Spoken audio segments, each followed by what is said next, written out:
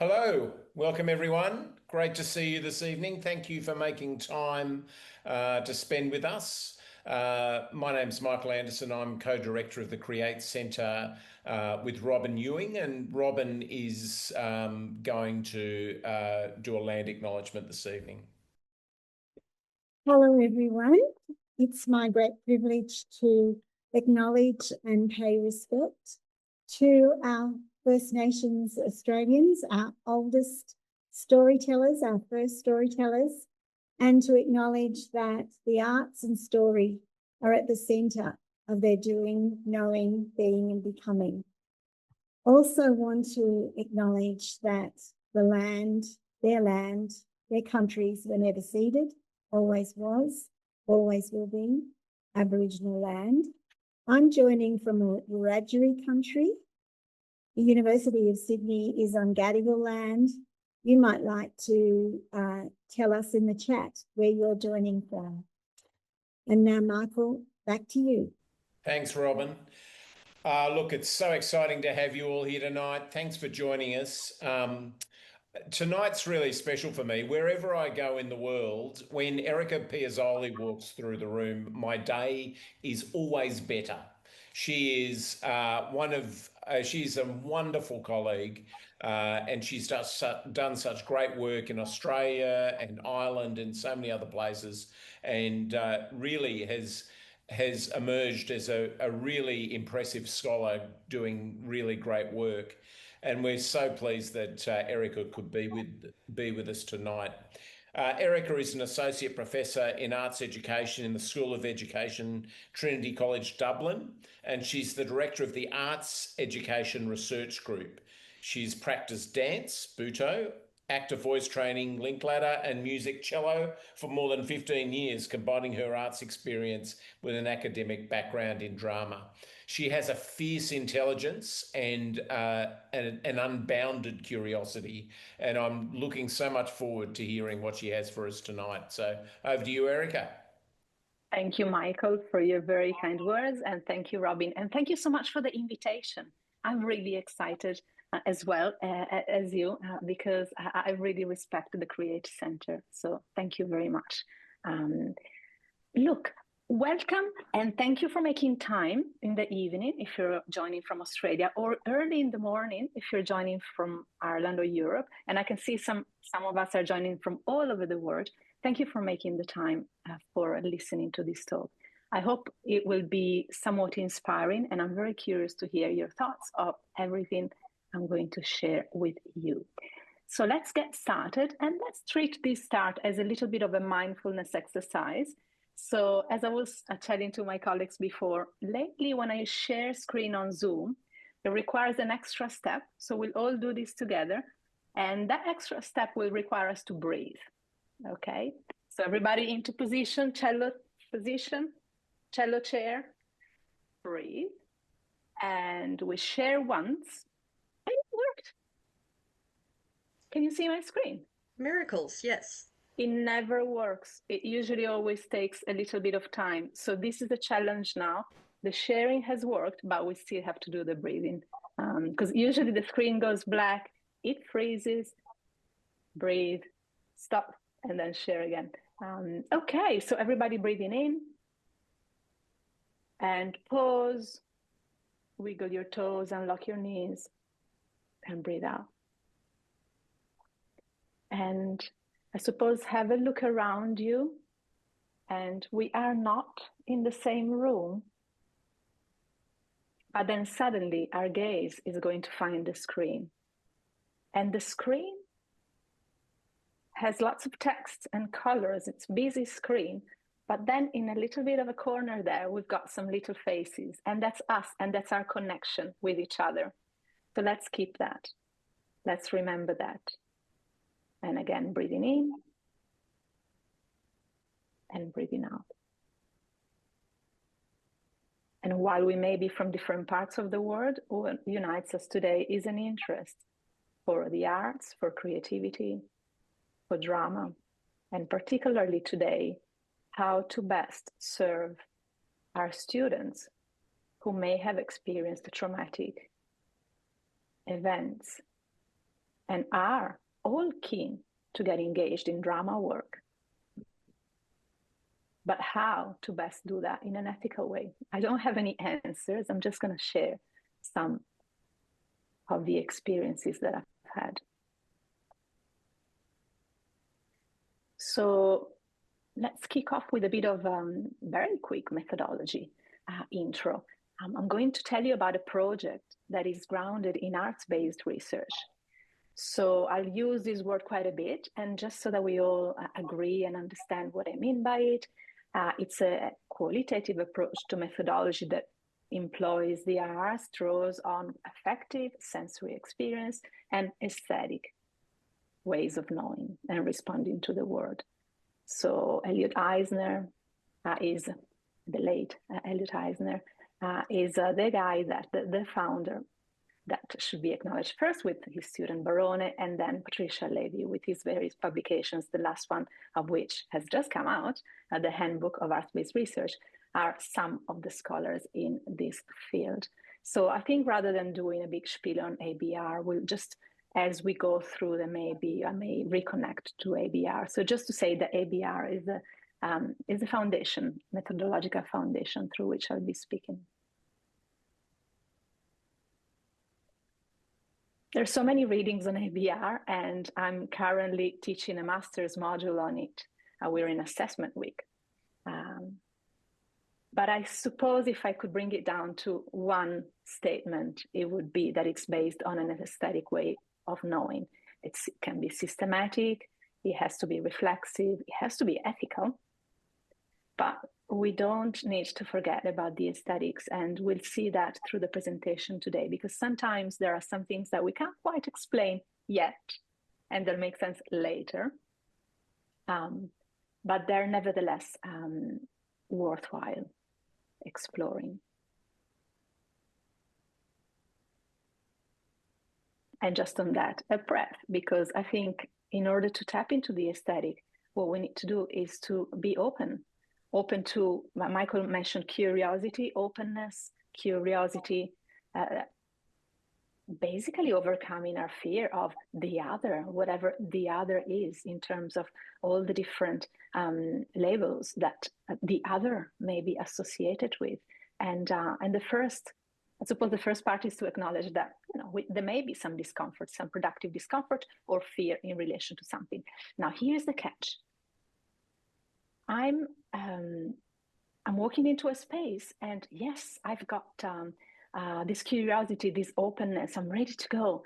But imagine if who you find there is a person who is exactly the opposite. They may have been curious, and maybe deep down they still are, but they've been exposed to some events that are so personal and so unimaginable that in order to survive on a daily basis, they have to close up.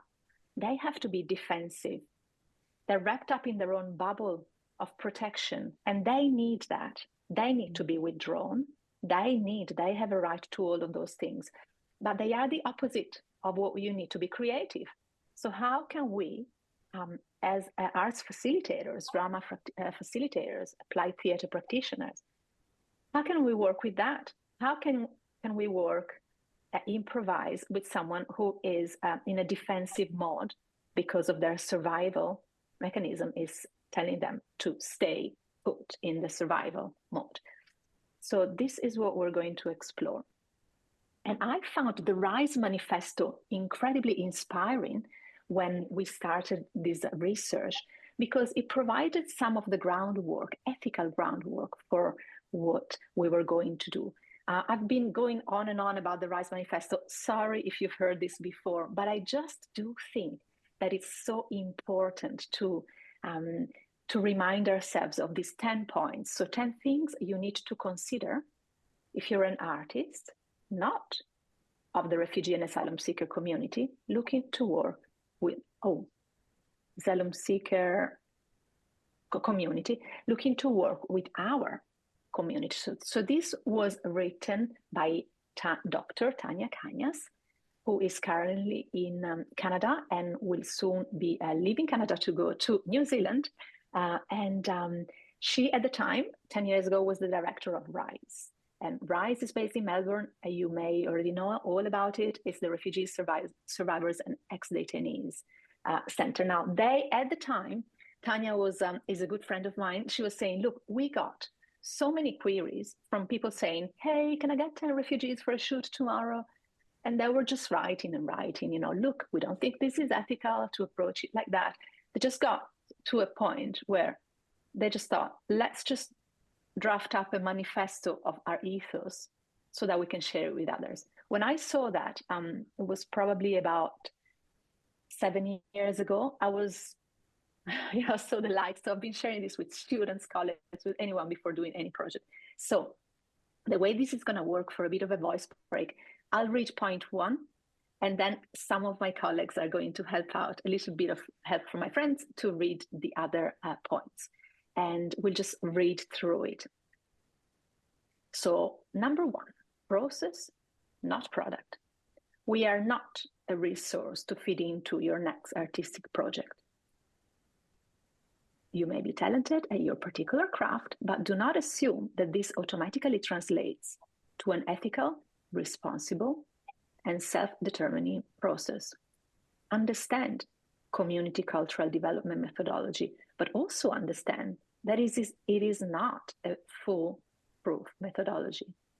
Who and what institutions are benefiting from that exchange?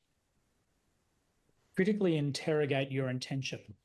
Our struggle is not an opportunity or our bodies, a currency by which to build your career, rather than merely focusing on the other. Where do I find refugees, etc.? Subject your own intention to critical, reflexive analysis. What is your motivation to work with this particular subject matter? Why at this particular time? 3, realise your own privilege. What biases and intentions, even if you consider these good intentions, do you carry with you?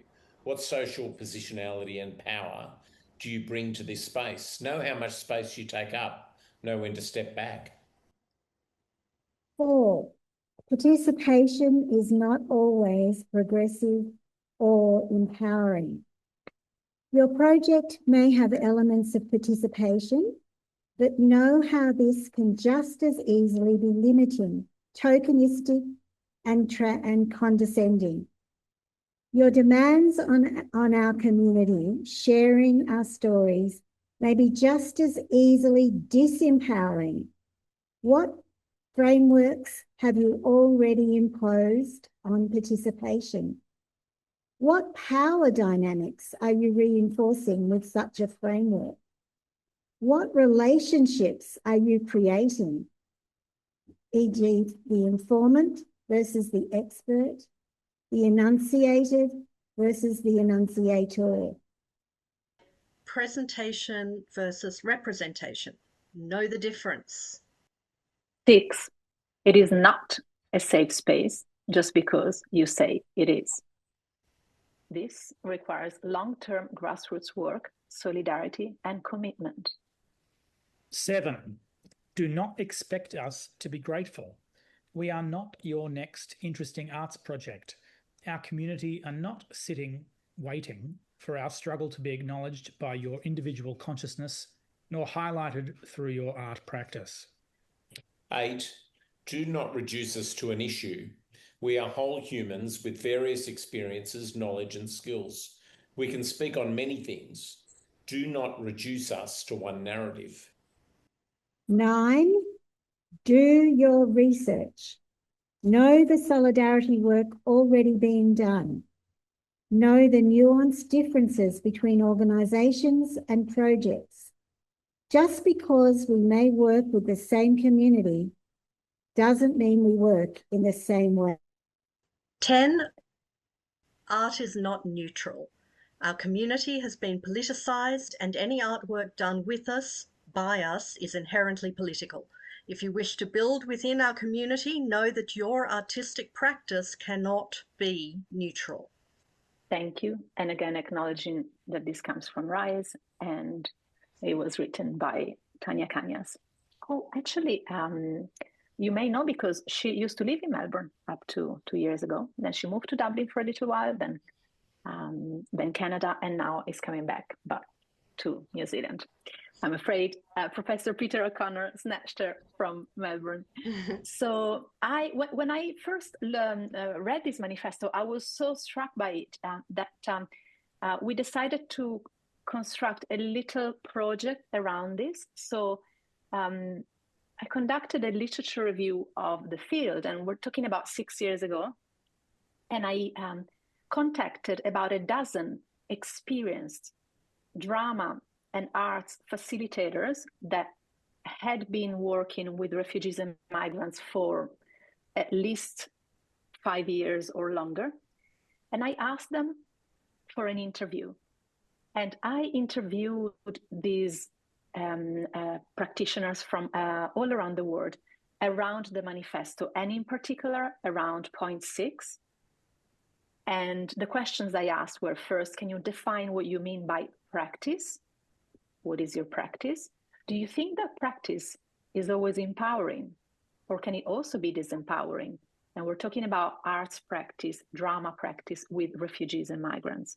And then we moved on to the point 6 there, not a safe space. So then from this, we applied, thematic analysis, and we generated some findings. And so first of all, we noted the key informant's perceptions of empowering behaviors in performative work. And by performative, I'm talking about work that has a nuance on language learning through the arts. But some of the practitioners were simply conducting applied work through the arts. And I suppose the language learning was not their primary focus, but because it was refugees and migrants, it was sort of there already. So basically acknowledging the students' cultural backgrounds and their language, which sounds kind of for granted, but it's not. Because a lot of people in this field, especially if it's language learning oriented, they say English only, don't you speak your first language? They kind of infuse interactions in a language other than English with a little bit of shame, or sometimes mountains of shame, to the point that they don't even want to acknowledge the cultural background of the students. Whereas for us, it was all about, tell me about your languages, how many languages do you speak? Oh, now you're learning another one as well. So it's a completely different paradigm. Encouraging self-expression, creative interpretation. We know these things very well in this particular audience. An inclusive curriculum and repertoire choices. So expanding our repertoire, not just from the canon. This came also from a music educator that was interviewed that does a lot of work in refugees and detention centers. But also expanding repertoire so that it's not just Anglo-centric, ethnocentric. Encouraging autonomy, of course, and acknowledging the vulnerability of facilitator and students. One of the theater directors that was interviewed was talking about this instance where she just stuffed up. She facilitated an activity, a drama activity that didn't work at all, and she felt incredibly vulnerable. And she was talking about, she realized later that such vulnerability was, in fact, a strength that she needed to share with the others, with the students. Now, I also believe vulnerability is a strength, but I also think that we have privilege. If you can choose whether or not to share your vulnerable side, then you have a privilege in that choice. Some people don't have that choice, right? They are labeled vulnerable in our ethics. If you write your ethics, are you working with vulnerable people? That's not the kind of choice that I mean.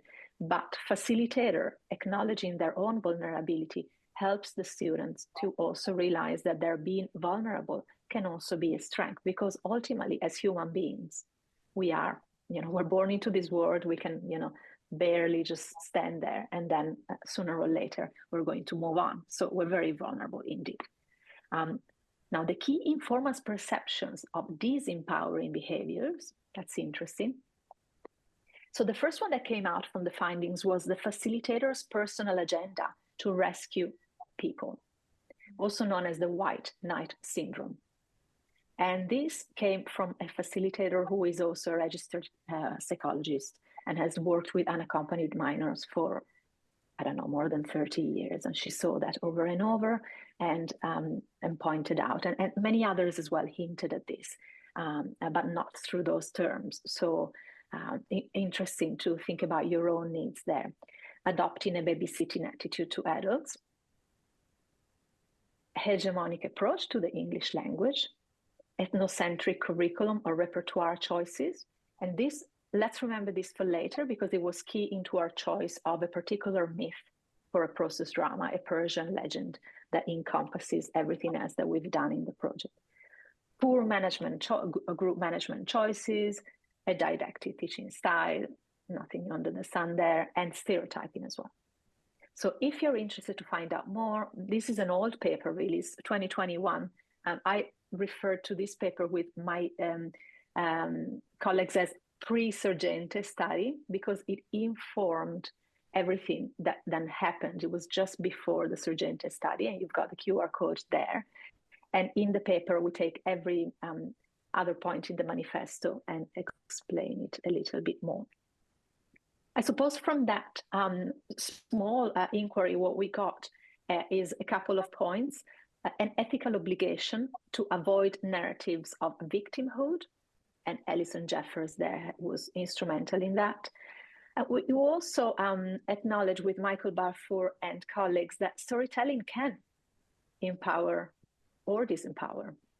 And we noted that in the literature and in very many applied theatre projects, the work always starts with an intro chapter where colleagues outline a number of principles that guided their work. Michael Balfour and associates and colleagues also did that. So we didn't want to come up with more principles. I mean, there were enough principles there, but we realized that it was a principled approach that we needed to take. And one of the biggest points for us was to reject the deficit approach. Deficit approach in linguistics, for example, instead of saying your English is bad, right, quite simply, or, you know, your English is low, your English is poor. Say your English is not yet developed, though you speak 6 other languages. Will you teach me a difficult sound in your language, and I'll teach you a difficult sound in my language, and then let's look at English as well, and what difficult sounds do we have in English and what works. For example, I can never pronounce definitely. Definitely is a difficult one. It lives somewhere in the throat. So, you know, these kind of disclosures, rejecting the deficit approach, but also the deficit approach overall in education, you know, not just related to language, but looking through a human by not just what they cannot do, but what they can do. This all probably sounds familiar, but you'd be surprised how unfamiliar it sounds with some other crowds in different cohorts. So although you may know this, if you ever do, or maybe you're already doing work with refugees and migrants, and you happen to chat with others, you know, volunteers, social workers, teachers, I think it's really important if you catch, you know, some of the deficit approach, language terminology. It's interesting to perhaps model rather than say, this is a deficit approach. You can't quite do that, but, you know, there may be modeling different ways because the deficit approach creeps into your practice and informs everything you do. And then for the participant, it creeps into your psyche and in your victimhood. So they may have been victimized, but the victimhood as an identity is very different. So 2 books that have highly informed everything that we'll discuss today. Caroline Lynette, based in Sydney. I wonder if you know Professor Lynette. I'm very fond of her work. And she wrote also a testimonial for the book that I'll share in a moment.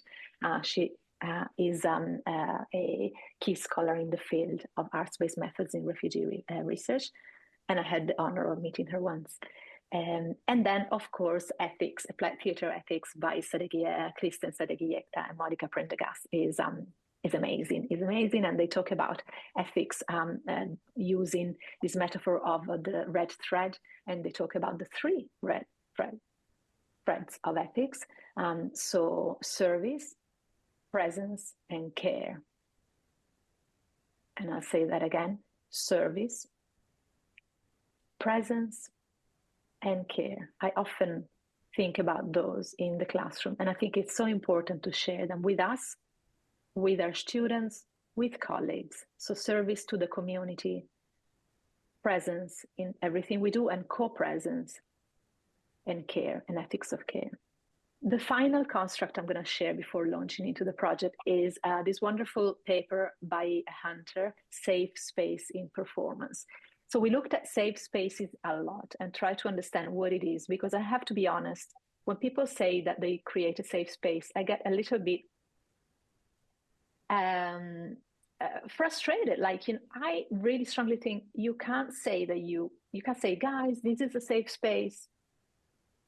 Only participants can say that they feel it's a safe space. The facilitator can create the conditions for this, but it's not for them to make that statement. I felt so unsafe in so many spaces where people kind of said it's a safe space, or sometimes you don't even say it. And just like me, I'm sure that you can all think of situations where it didn't, it's not for granted at all. So then Hunter talks about 4 levels of safe space. They don't really resolve this problem, but they help us to get to navigate an understanding of what safe space might be. So the physical safety of a space is important. Yeah. Not like that time when I went to Lisbon for a Buto training and there was lots of glass scattered on the floor, and the facilitator said, "Oh, never mind the glass, we're all barefoot." Then difficult to dance. If you have somebody's just smashed a glass bottle. So small things, but still things that are important. Metaphorical safety. So a space bordered by temporal dimensions. Familiar space. This is something we kind of overlook, but for participants that may have been exposed to traumatic events, a space is known and it becomes safe because of that. So some participants may be late, for example, very late, or not show up. Could be because, it's the safe space issue could be there as well. Absenteeism, sometimes just showing up is taking a risk. And the familiar space, you'll see maybe that maybe you're running a project, it's 10 weeks, and that it's not embedded in the timetable of the center or not, so people are free to come in. At the beginning, everyone's late, super late. I don't know if that resonates, and then halfway through, people start to get to the on time, familiar space. And I suppose what I'm saying is that we need to understand that people have a right to feel unsafe. We don't have to push them. There's no way pushing is only going to make it worse. Creative space, finally, is a safe space, but it's conceptualized through the rules of creativity and innovations, which are so familiar to the creative sector, of course, where one is free to create without shaming. It is this space that invites a greater degree of aesthetic risk.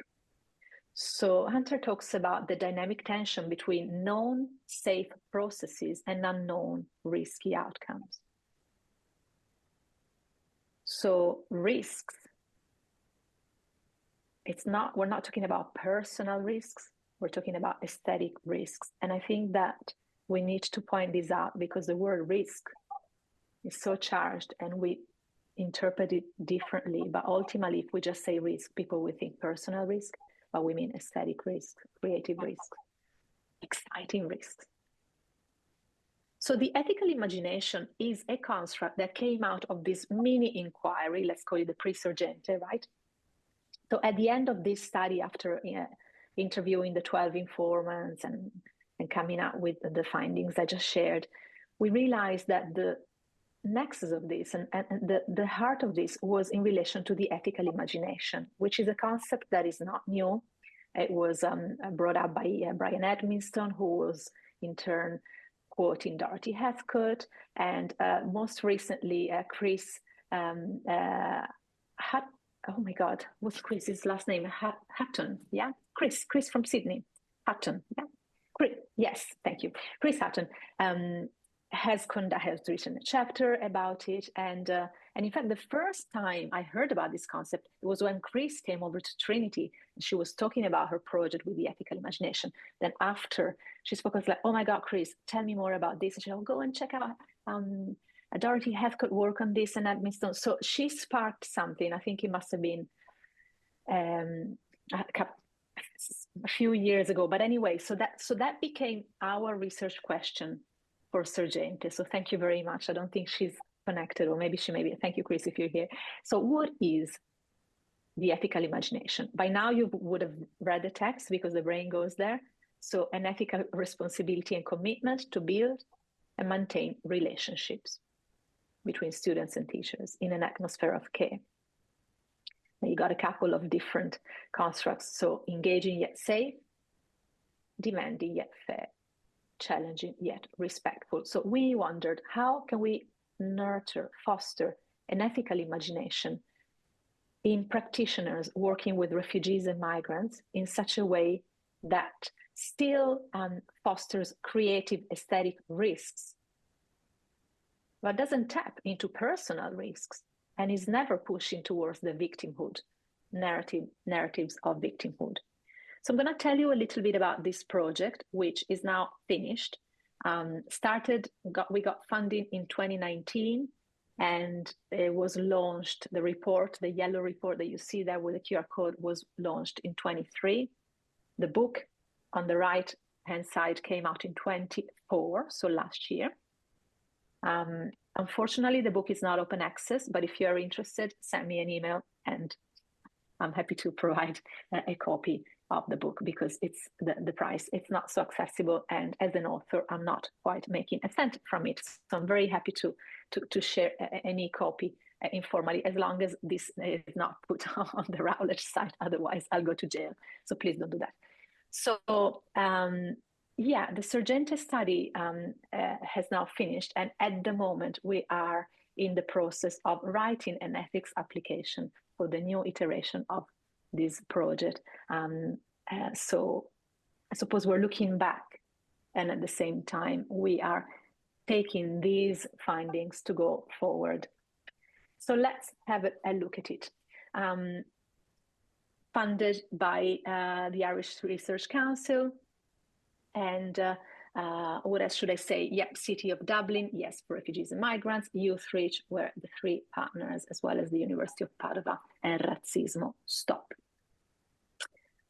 Wonderful team. I'll leave you a moment to breathe in. And some of these wonderful people are in the second iteration, the Amare project that we're just writing the ethics about, and others have moved on. It all started from the Migrations exhibition, which is coming to Dublin in February. Very, very excited about this. Finally, is happening. So basically, two illustrators, Tobias Hickey and Pietro Groblo, they decided to put out a call to all illustrators around the world, including Sean Tan, who wrote the introduction of this book, asking them to picture the concept of migration through a bird. So they were flooded with entries. They selected about 300, and it became an exhibition. So there were postcards of a bird. They had a bird picture on one side, and on the other side, they had a short poem. So 300 postcards were selected and were exhibited at the Biennale in Bratislava. And then they went to South Africa. Then they went to Vienna, and they went to Seoul in Korea. Hi, Ashley, joining us from Seoul in Korea, and London, and coming to Dublin. Hopefully, will next February. So then from this, they were curated into a catalog. I happened to stumble upon an article in The Guardian that was about this project. So I ordered the book for myself and the team members, and we decided to use this as the pretext or beginning point for the drama work with our participants. So this basically has inspired everything that we did, and it will continue to inspire us because in the next iteration of the project, we'll start from the exhibition and then we'll take the work from there. So we conducted voice work following the Linklater approach, a series of improv, drama, theater, improv games, process music, which refers to the process of music, teaching music composition through teaching music composition for language learning and becoming attuned to the sonic awareness of language, and process drama. So here's the staircase that led us to the first classroom where we worked. And the three partners we worked with were, through 3 case studies, were Yes for Refugees and Migrants. And we worked with 8 students. See the details there. Youth Reach, we worked with 18 students. And Razzismo Stop in Padova, organized by my colleague Fiona DL, who was part of the team as well.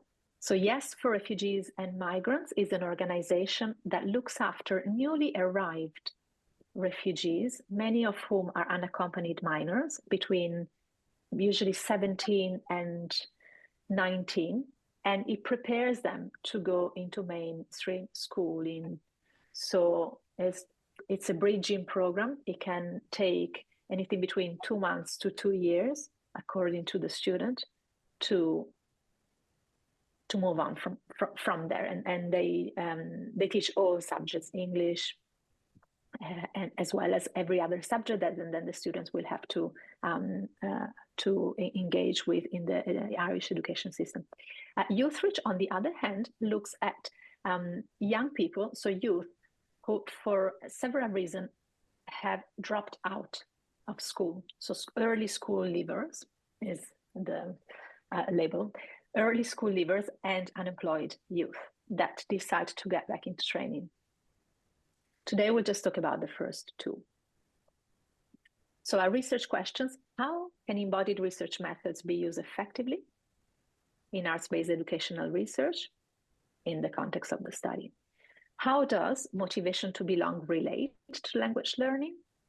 And, like we explored before, how does performative language practice support an ethical imagination? Originally, we wanted to work with teachers of these centers as well as the students. Then the pandemic changed our plans. So we ended up just having 1 teacher. And so we focused more on the students. Now, in this new iteration of the project, the Amare project, we may be luckier and may be working with teachers, more teachers as well. Though we're not sure about that.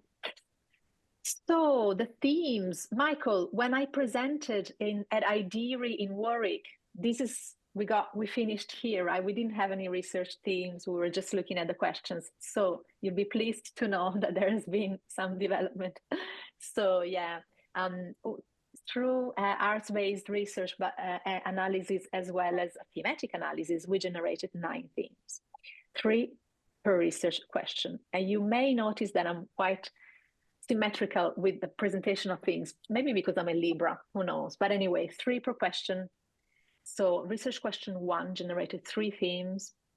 You can see them there.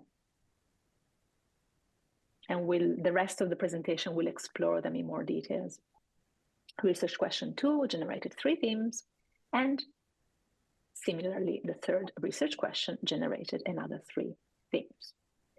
From the themes, after analyzing everything and producing a report that explained how we did our coding and everything, we extracted 1 line from each theme, and using poetic inquiry, we put all the lines together so that each line corresponded to a theme, which corresponded to a question, to create a poem, a research poem. So I'm going to read that out for you. Shades of belonging. I am part sound, part silence. The words on the page and the space between. Everything is language.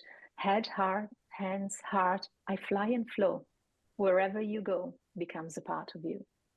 It's like an artwork. It starts up simple, then builds from there. Belonging as a fish in the sky and a bird in the ocean. wiping away the tears from laughter. You can do everything. You can speak if you want to speak. Feeling at home at the threshold of candlelight perception, I am fearless. I may look fragile, but I'm very brave. So these are words from our participants and occasionally from the literature that we've collaboratively put together to encapsulate, to capture the essence of our findings in line with ABR principles, so reaching in an aesthetic way to the audience. Now, as Monica Prendergast says in the very many publications that she's written on poetry as method, it's fair enough to share the poem, and I hope you enjoyed it, but it's also really important to tell you about the poem. How was it constructed? What does it mean? So one way to do this is to look at the book or the report where this is amply explained. But I'll just go through a quick tour of each verse and how it connects to each theme. So theme one was zine making as a catalyst to reflect on and build upon shared values. So what does it mean? What are zines? Most of you may be familiar with this. Some of you may not. So zines are little booklets that have been going around for a long time, way before social media, when people wanted to say something, but you couldn't publish. So cut and paste, photocopying, rooted in the punk movements and even beyond that. So it's been used for the last 15 years, let's say, as a reflective tool in research to enable those participants whose English may not be yet developed, or maybe participants who are reluctant to speak for other reasons, to share their reflections on particular experiences. And Autumn Brown, which you see there in the corner, at the time was finishing her PhD on zines. She was generous enough to come in and train the team on zines. And then what happened is, as we trained and we had a go basically at the zines because we wanted to learn how to do them, we realized that the zines themselves helped us to understand the values that we had in common in terms of the team. And those values were in relation to a multilingual ideology. So every language counts. This is an example of, we did 3 iterations of the zines with the students.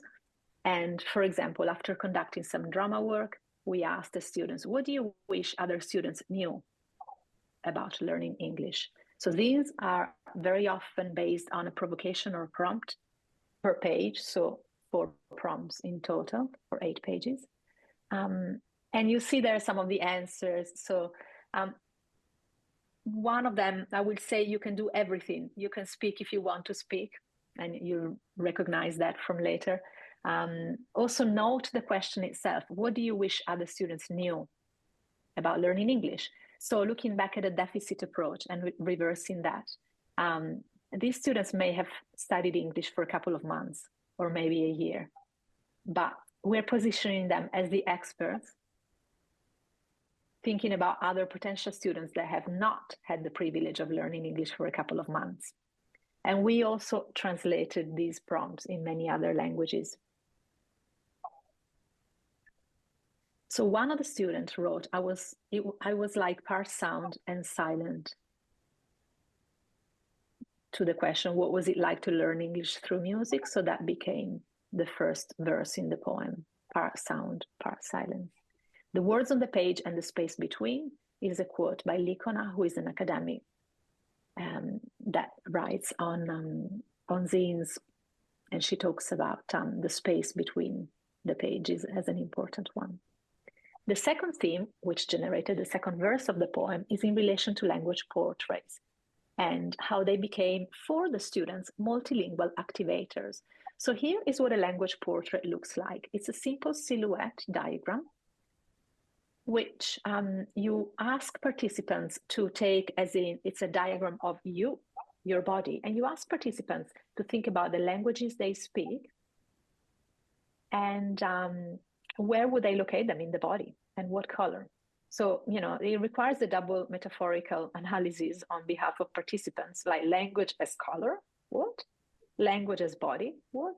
But it's quite fun, and it's been used a lot. I know that many of you have used it, so it's nothing new. The reason why we went for this to begin with was a very practical reason indeed. It was during Ramadan, and our students were not comfortable and with moving, with singing. So the first few couple of sessions were basically more focused on the visual arts, and they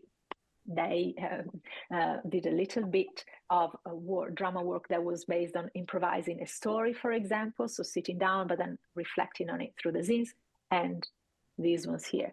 So through these exercises, the participants realized that they do speak a lot of languages, because participants themselves, the students, were so embedded in this bubble of shame in relation to the English only kind of things that they were like, oh my God, I speak 5 languages. Like, yeah. So that in them activated something which was interesting to observe. And one of our participants said, Edzaf, everything is language. He drew this with the bird and the flower. And so I asked, and our conversations were audio recorded, Edzaf, what do you mean? Why did you do the bird? And, nobody else sort of did drawings outside of the silhouette. And he said, well, everything is language. And that was before we introduced the birds postcards. So I was particularly intrigued, by this choice. So then everything is language, is the next line in the poem. Head, hands, heart, I fly and flow. Well, head, hands, heart are the 3 locations where participants placed their mother tongues. And I fly and flow is a quote from one of the postcards from the artist. Wherever you go becomes a part of you is also a quote from one of the postcards from the bird artists that have been shown with permission from the artists. The third theme I'm very fond of is gesture drawings as a tool to activate collective embodied knowledge. So we did not have permission to film or video this project, and therefore we decided to hire a visual artist to come and sit with us and sketch through gesture drawings, this particular approach to drawing, key moments in the improvisations, with the idea of using this for recall. So asking participants at the end of the session, do you remember this moment? What was happening? Just to get a sense of their engagement in terms of dramatic engagement. So what role were you playing in this moment? And can you remind me what you were doing? But also vocabulary. What we found out was that the participants, by reviewing themselves through these drawings, they sort of felt more validated in what they were doing, and they sort of saw themselves as artists, as art. And none of them had experience in drama, and they kind of struggled at the beginning to grasp simple constructs like, let's do a tableau. You can't just say, let's do a tableau and expect that people understand what is a tableau. You need to model this. And for some of our participants, they're like, why do I have to stand still? So keeping in mind that their English was not yet developed, and we didn't often speak their own first languages. So then they were like, oh, I get it. We have to stand still for Ashley. We have to stand still for the artist to draw us. So it became like an unexpected way to model some drama strategies as well. But ultimately, it became a way to understand that the participants had indeed internalized some of the vocabulary, and the roles that were playing even months later were still fresh in their minds. We then interviewed, actually, Rachel Jacobs. I don't think she's on this call, but she's written a chapter on this in this book, that I mentioned earlier. She interviewed Ashlyn, who said it's like an artwork, starts up simple, then builds from there. When she was asked, how did you pick those moments, to sketch. The fourth theme is about belonging as feeling safe in translanguaging. And translanguaging refers to speaking several languages at the same time. And we conducted interviews, facilitator reflexive interviews, about a year after the project was finished, so that us as facilitators would recall key moments in the work. And here's an extract from an interview between myself and Anna. I'm talking about a particular instance where a student was conflicted about an identity around a bird who also looked like a fish. And I'm saying it's confusing when you don't know if you're a fish or you're a bird, isn't it? You don't know where you belong. And Anna said,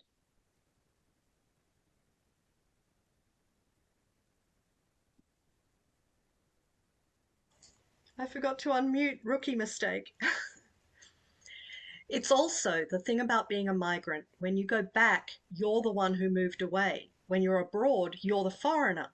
So it's like you're a fish in the sky and a bird in the ocean. and that's the not a fish picture. If you're intrigued by this, I encourage you to read chapter 4 of the book, which is called The Not a Fish at the Threshold of the Ethical Imagination, which is all about the ethical imagination. Thank you, Anna. Belonging as a fish in the sky and a bird in the ocean sort of encapsulates that theme. Theme 5, belonging as laughing together. We noticed there was a lot of laughter, and we were very happy about that, also because there were some very stressful things that happened during the course of the project. For example, we brought in some props, we asked them to improvise stories, and Uba here, for example, is wiping away tears of laughter. That's lovely, because during the course of the practice, Uba had some quite intense traumatic events through which she was not quite as cheerful. So the sense of camaraderie and the sense of laughter that was continuously recorded was important for us and was captured in this sentence. So the 6th theme is being committed to learn as a form of belonging. We noticed that in those centers, students were super committed. They took their going to this center, going to school, as a privilege. They were always very committed to learn anything that they could. I would say you can do everything. You can speak if you want to speak. And that is encapsulating the verse of one of the participants who, in particular, initially was very reluctant to speak. In fact, she asked her teacher to tell us she would not speak. She said, just to let you know, I'm not going to speak during this project, so don't ask me things. And I was like, okay, you have a right not to speak. And then she spoke up a lot later, so it was we captured this moment. Theme 7 is about the ethical imagination as feeling at home at the threshold of candlelight perception. And here again, we have a little bit of an interview between Anna, who was a research assistant on the project, and myself. And Anna starts. There is a beautiful book, Anam Cara, Soulmate, by O'Donoghue, where he talks about light, candlelight and neon light, and he links it to psychology and how harsh it can be sometimes to be exposed and analysed in a neon light, in a scientific way. Whereas when you are within the space of a safe relationship, you know you never go straight at it, you just acknowledge it's there. I've seen it, I've noticed, you're free to talk to me about it or not. I love that. It relates well to what we call aesthetic distance in drama. Blah, blah, blah, blah, blah, blah. Then the candlelight concept could become a visual metaphor to address the ethical imagination. So he calls it candlelight. So the idea of candlelight, creating a fictional scenario where students can actively and safely imagine through a sideway glance and improvise. And as they glance sideways, glimpses of who they are transpire, but they won't be exposed in a way that is brutal or neon light, as Donoghue puts it.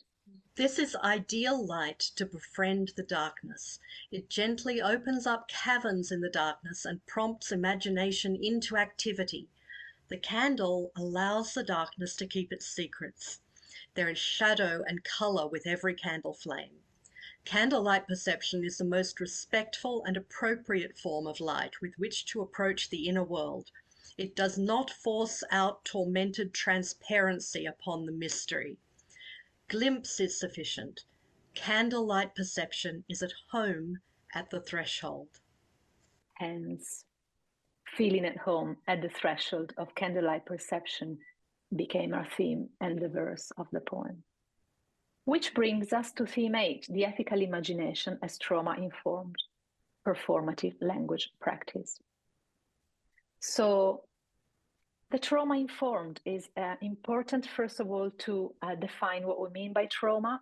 And I'll do that through a simple quote. Trauma, psychological adjustment, resilience, and mental health of children in war must be viewed as a dynamic process rather than a personal trait. So I strongly believe that.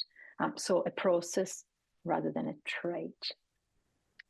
And looking at the principles of trauma-informed pedagogy in general, following American psychologists Follett and Harris. In fact, it's Harris and Follett, if you look at the reference list. Typo. Anyway, they've written so many things, Fallows and Harris and Fallows, but the 2001 is actually Harris and Follett. 5 key principles, fundamental to trauma-informed environments that have become, the key principles, I suppose.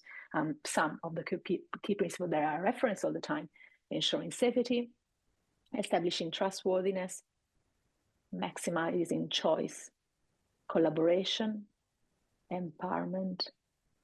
They're the 5 from 2001, and then some 11 years ago added the cultural, historical, and gender issues. Now, this in itself could become an hour's talk, which we want, but you most probably are familiar with them, but if not, please look them up, because chances are that in every classroom that we have, there may be students who have, or participants that have experienced potentially traumatic events. So it's simple things, and for us in drama, it's probably things that we already do at a tacit level. It was, at least for me, but it was interesting to see them written down. And this stuff, comes from the health sector as well. So, they is a different, coming in from a different level, but it is very important. So what we did is we analyzed all our data sets through these 5 principles as a second iteration of coding, deductive coding in this sense. And we based the work also on a key scholar in the field of trauma studies, Papadopoulos, who has written 1 million books.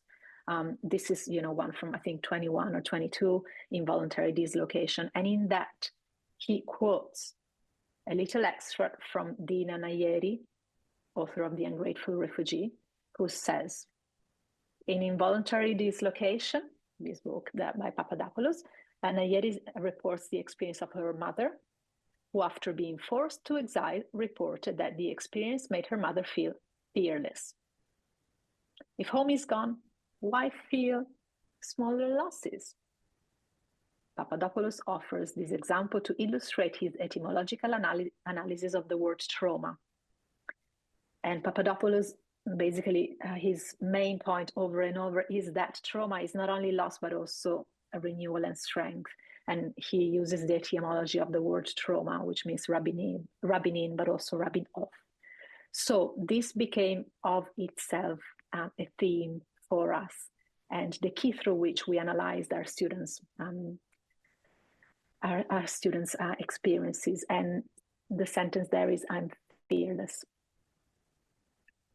Finally, the 9th theme is the ethical imagination as moments of co-presence in brave spaces, which is the term that we adopted, was firstly suggested by Associate Professor Rachel Jacobs, and we embraced it completely. Refers to a space which is not just a sugar-coated safe, but is brave in the sense that people can share what they want to say and what they want to do, perform, share in a way that is brave, but is not necessarily always safe, just for safety's sake.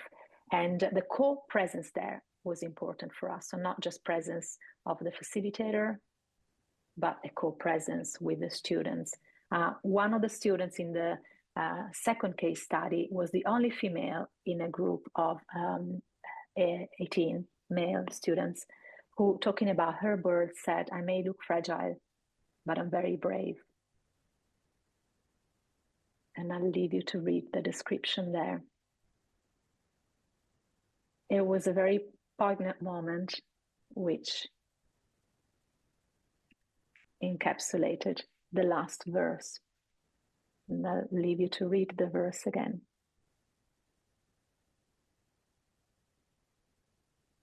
So basically from here on, then this is in a nutshell our findings, and I'm aware I have spoken for, well, it's been 1 hour. Now, Anna, you said you can speak for up to an hour, but I don't know if you meant that I should stop now or I can go for another 10 minutes, considering the length of... Well, I mean, I wouldn't want you to stop until you're done because I would hate to miss any of this, but we let people go at 8:45 because we don't like to drag on. So it just means we'll have to shorten the Q&A a little if you have a few more things. Well, I'd like to open it up. So we then, we basically took this and we analyzed it through a painting.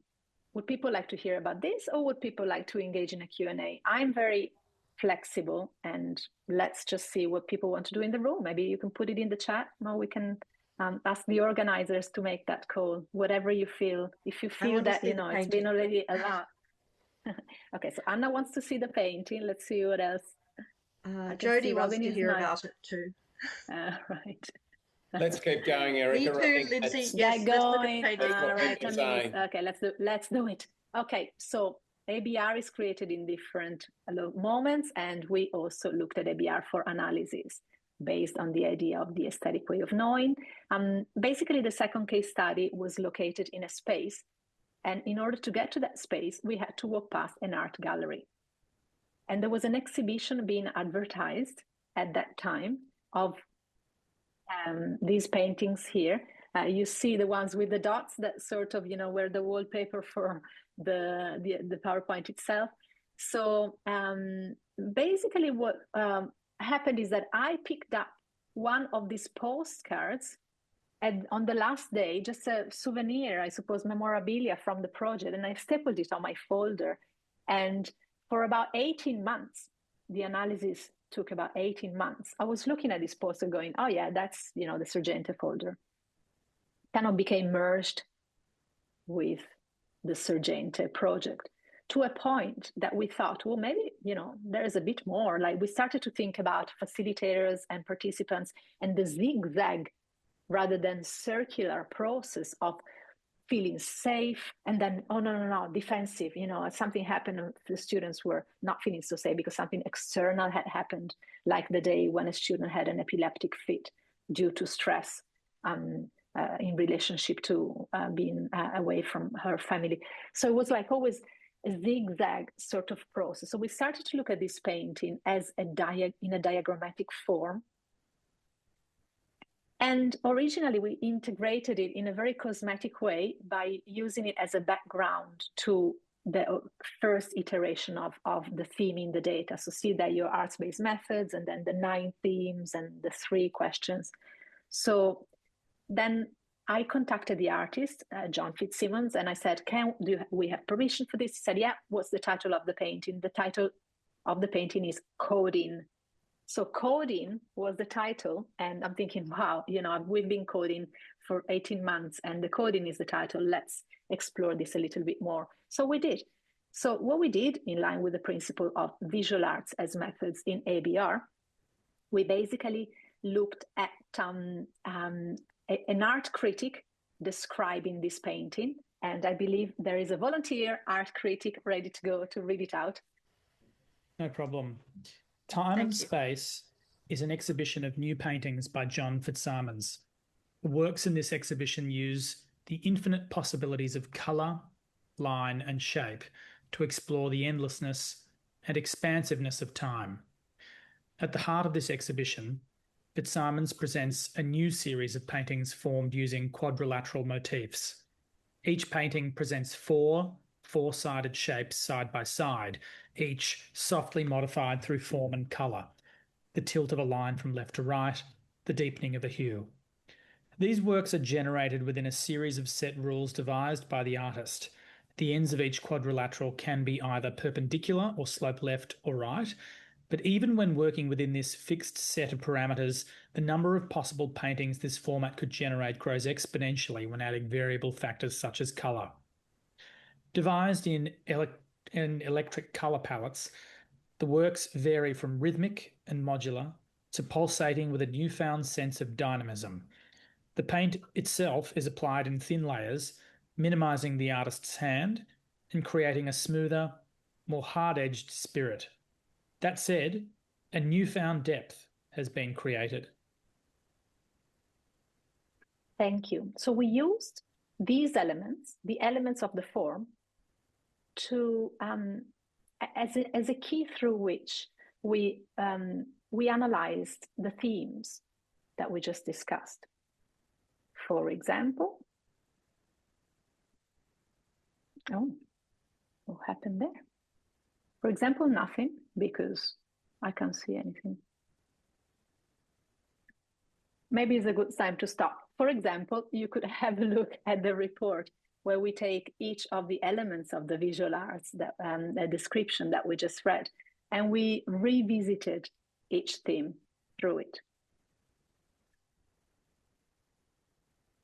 I think Zoom decided to die on us, and I think it's probably a good time to stop as well. But basically, each theme was explored and rephrased through the visual elements to culminate in a set of recommendations. I think the set of recommendations in itself is worth sharing. It's very, very short, and it's like the nutshell of what we're saying, which is, I'm just going to read it out from here, if this will work for me. Yeah.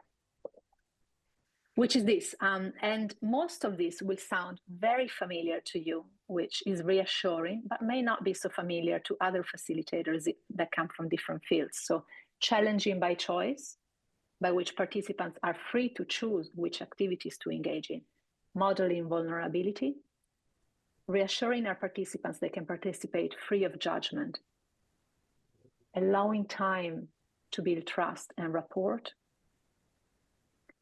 providing opportunity to extend participation through improv on sharing what they want, encouraging participants to share in any language or simply through gesture, and finally, encouraging participants to take risks and understanding that the risk can be anything from showing up, speaking, volunteering for a drama activity, or performing.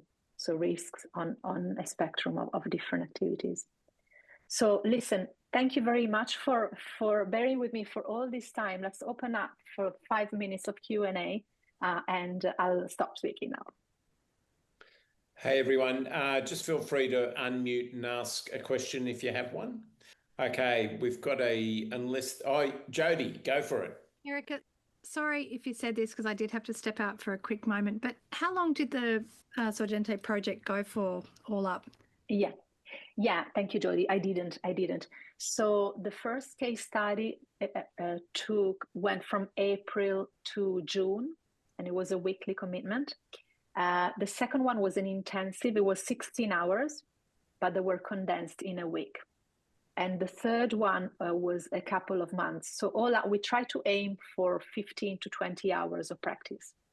So there were 3 separate groups. There wasn't a merging of the group. Yeah, okay. No, 3 separate groups. And the one that we're working on now, the attunement in multilingual arts-based refugee education, which is with the same partners, we're aiming for 10 weeks. Fantastic. Thank you. I've got a question. What's next, Erika? Where are you going to take this work next? Yeah, so what we're doing is we're taking the bird exhibition to Dublin, and we are facilitating a workshop at the exhibition, and then we're following this with 9 other workshops with Youth Reach at the moment, and our research questions that are based around the concept of attunement. So deep listening, attunement, sonic awareness. How does the birds exhibition facilitate and foster attunement? How can we establish attunement with other teachers and with students, and we're looking at attunement to place, attunement to space, attunement to culture, attunement to language, to accent, attunement to the world out there, to nature. And we're just really digging into this construct of attunement, which is very much connected to everything we do in drama, so and music as well. And I see Edmund is who is on the team for the Amare project and the attunement in multilingual arts-based refugee education. So hi, Edmund is part of the Amare team as well. So we're going into Youth Reach and currently just writing up the ethics application.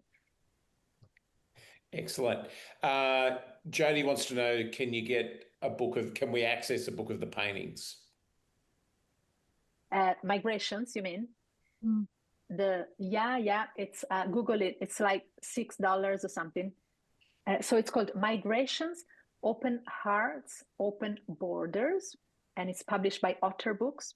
And Shonten wrote the introduction as well as one of the illustrations. And actually what's new, Michael, is that the curators of this exhibition who have written the foreword of our book would like us to create a new exhibition. So basically, we are going to do a second call for imagery of bird related to migration, but this time instead of asking established visual artists, we'll ask fresh pencils, like they said, to create a new graphic illustrations, representations, drawings of birds, and they will basically be for the Amare project, and that will be the beginning point. So a lot happening, but we'll see where that takes us. Right. I will make sure, but just so you all know, I'll make sure the link to where you get the book is underneath the video when the video is posted. Thank you. Yeah, and I'll send you the link, Anna, so through Otter Books, a publisher. Great. All right. Well, thank you so much, Erika. Every time I hear your work, I'm struck by the ethic of care and your generosity and your curiosity, as I said at the opening. And I haven't been left short tonight either. So thank you so much for taking the time. Thank you. Thank you for inviting me.